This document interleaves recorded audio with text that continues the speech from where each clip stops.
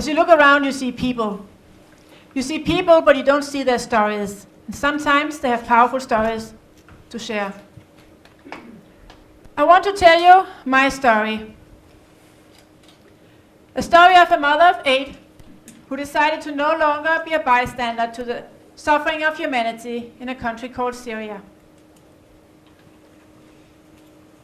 Syria's tragedy and need for all of us to care changed my life forever. 3 years ago, I founded my own non-profit organization, NuDay Syria, whose mission it is to empower women and children inside Syria and at the border in Turkey, and to aid with dignity. And I want to share with you how our motto, one person at a time, one humanity closer, is the mantra we live by and how we operate. Let's go back to March of 2011, to a country that had been silent and terrified for decades, Syria. The country called out revolution to the world and showed us humanity's capacity for atrocities, but also for true kindness and courage.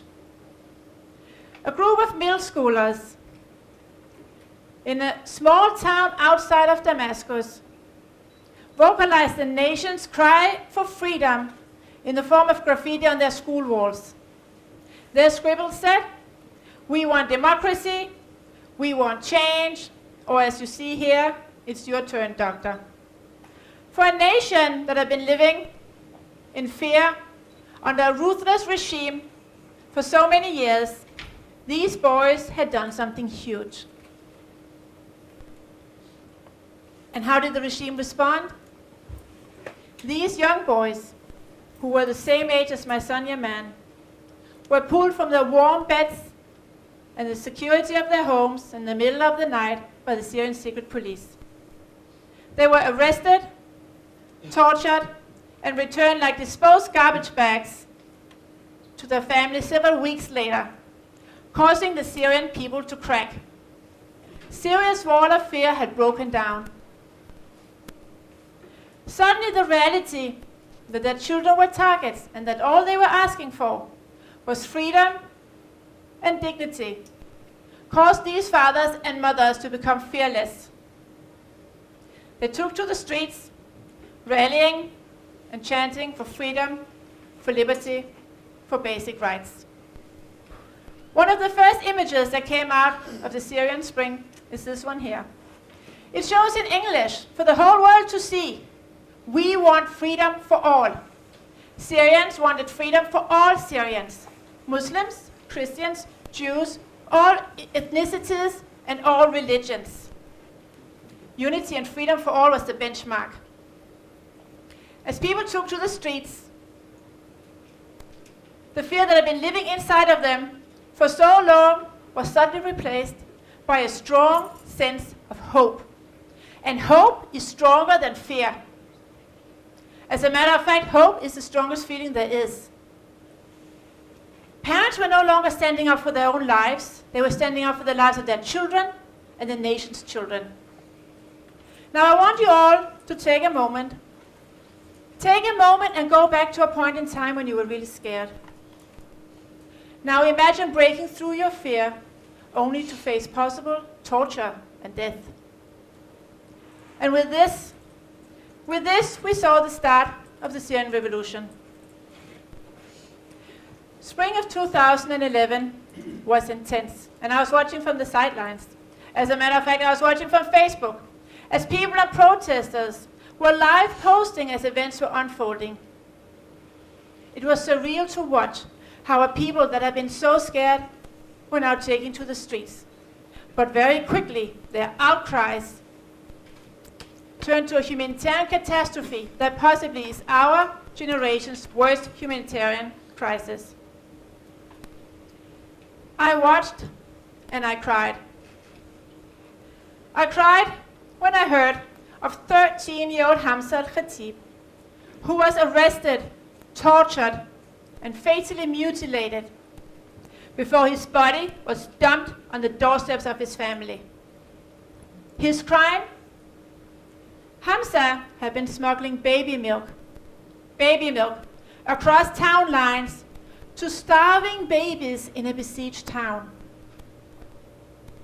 I cried for Hampshire, and I cried for Hampshire's mother and for mothers like her, mothers whose children were oppressed and hungry, children who shared names with my own kids, shared a common humanity with all of our children, children who should be going to school and worrying about getting good grades or new sneakers, not about how to get the next bite of food or how to avoid getting hit by a bomb or shot in the back by a sniper. I cried, and then I stopped crying, and everything changed. I became angry. I became angry and decided to be a catalyst for change. I no longer wanted to be a bystander. Whatever inhibitions I had, whatever fear I had, they were gone. It became my mission to bridge the gap between Americans who felt helpless like myself and Syrian mothers and children who so desperately needed us to care. I spent the next year rallying and fundraising for Syria and Syrians' rights to freedom. I set up rallies, spoke to officials, talked to people on the streets, tackled the media, did things I never thought I would do. I did what I had to do.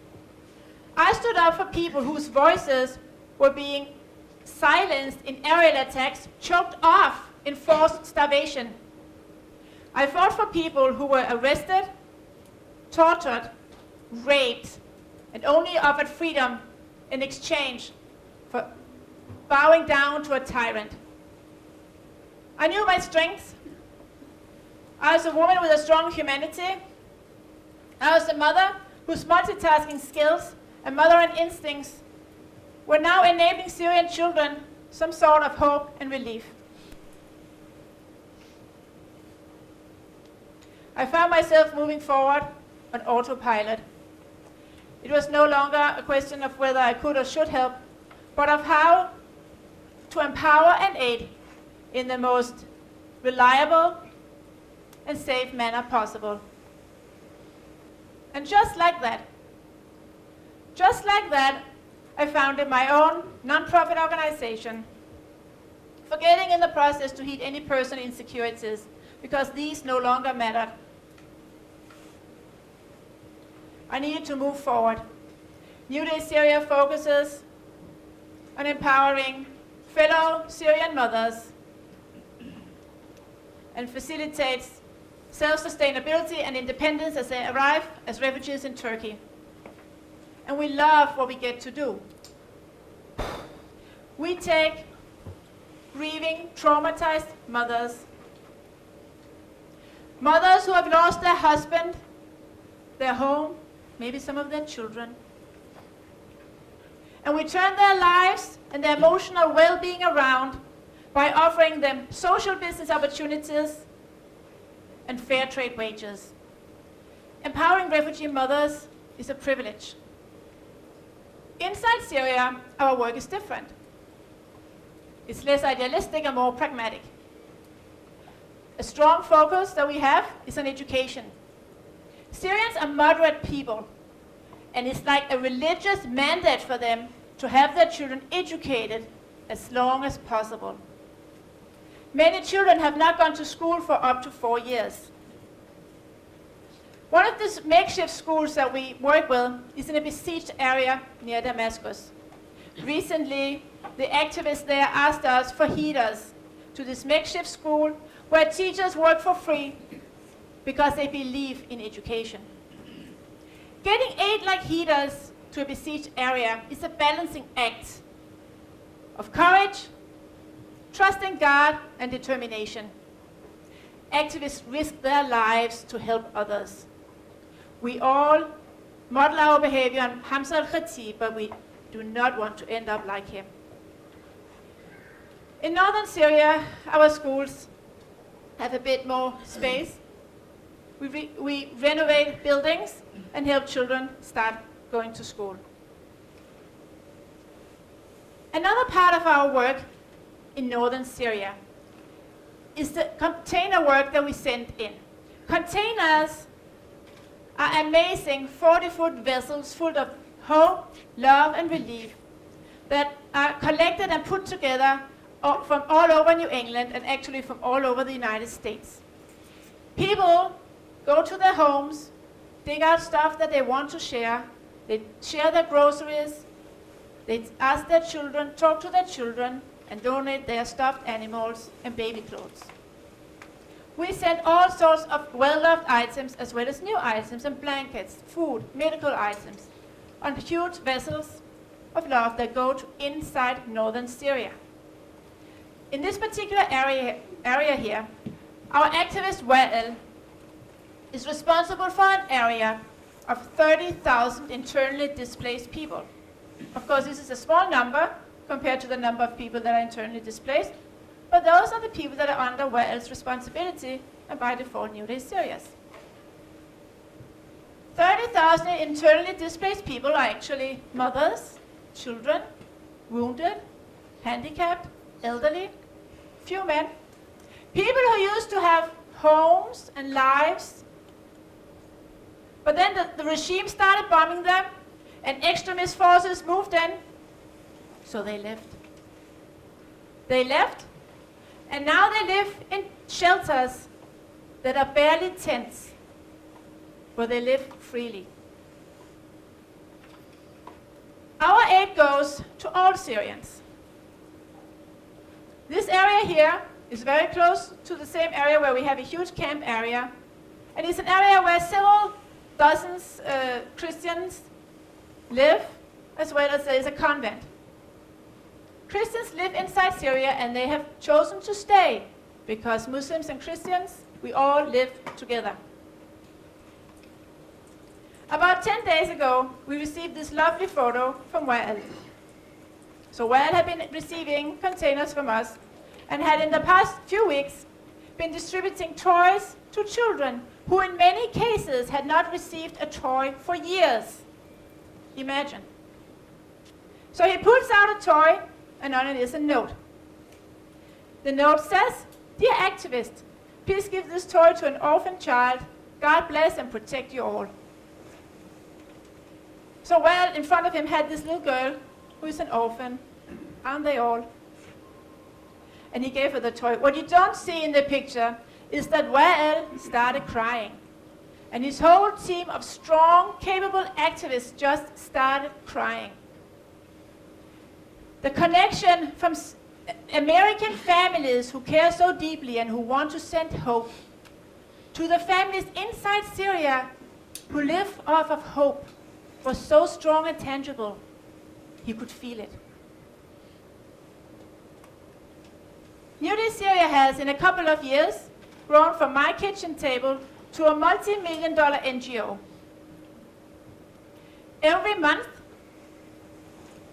we send in aid to tens of thousands of internally displaced people. We educate thousands of Syrian children, and we empower hundreds of Syrian women every single month. Now, who would have thought that a mother from New Hampshire, a homeschooling mother nonetheless, would be able to be that catalyst for change, enabling Syrian mothers to start their lives afresh? In August 2014, a world tragedy struck inside Syria that touched all of us here. It certainly touched me.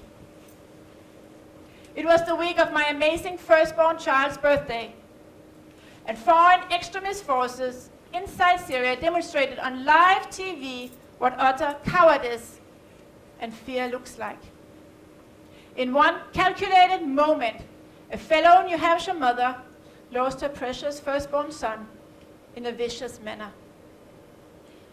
That following weekend, after a long day of doing a humanitarian aid container going into northern Syria, alongside Syrians and non-Syrians, Muslims and non-Muslims, I pulled in at the common to Jim's hometown in Rochester, New Hampshire, for a vigil that would gather together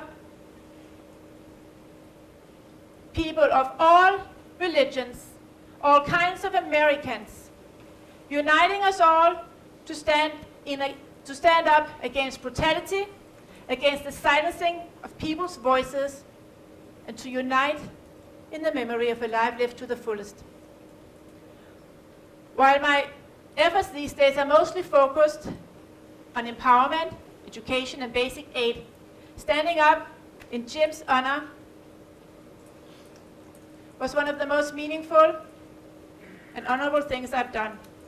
It also meant that my name now was on the list of not just the Syrian regime for wanted individuals, but also proudly on the list of the same extremist forces that took the life, but not the soul and legacy of James Foley.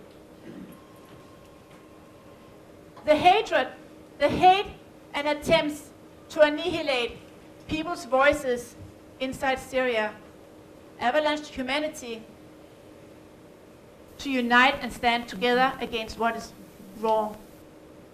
For me, I woke up one morning with the cries of Hamza's mother in my ears, and they wouldn't leave me. I decided to be her voice and the voice of mothers like her. And that's my message to you today. Now that you know my story and know who I am, someone just like you, when you see wrong, change it. When you see someone in need, help them. Be that difference. One person at a time, one humanity closer.